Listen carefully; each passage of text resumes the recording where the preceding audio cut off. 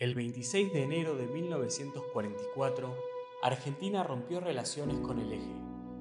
En ese momento, el gobierno nacional era presidido de facto por el general Pedro Pablo Ramírez. El rompimiento de relaciones generó una respuesta de la Alemania nazi, que se replicó en todos los países ocupados, incluida Francia. Hasta la ruptura de relaciones entre Argentina y el Eje, existieron siempre diferencias de criterio entre las autoridades alemanas y argentinas sobre quiénes eran ciudadanos argentinos y como tales tenían derecho a gozar de la protección de un Estado neutral frente a la persecución racial.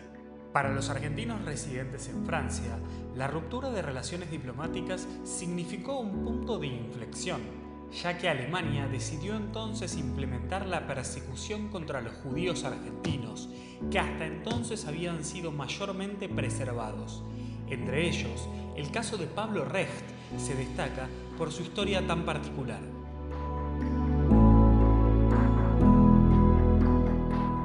Pablo nació en Buenos Aires el 17 de marzo de 1897.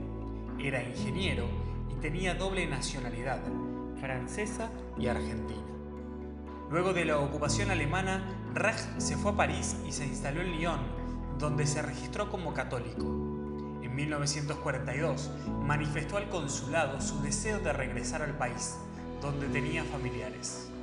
Un año después, tramitó documentación personal en dos jurisdicciones diferentes, en una como francés y en otra como argentino residente en Francia.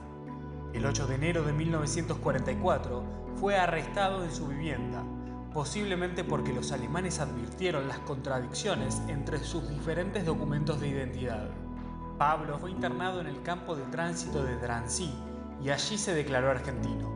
El cónsul general de Oliveira César solicitó su inmediata liberación.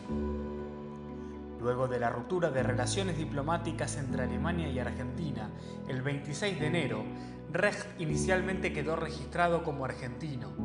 Sin embargo, su ciudadanía fue un caso contencioso, ya que los alemanes tenían en su poder registros contradictorios. En sus documentos franceses, Pablo Recht estaba registrado como francés, Paul, y en sus documentos argentinos como argentino, Pablo. De las tachaduras y anotaciones en su ficha personal de Drancy se infiere la pulseada entre el cónsul en París y los alemanes. La clasificación C2 implicaba reconocerlo como argentino y portador de una ciudadanía protegida de la deportación. Por su lado, la marca B ordenaba su inmediata deportación.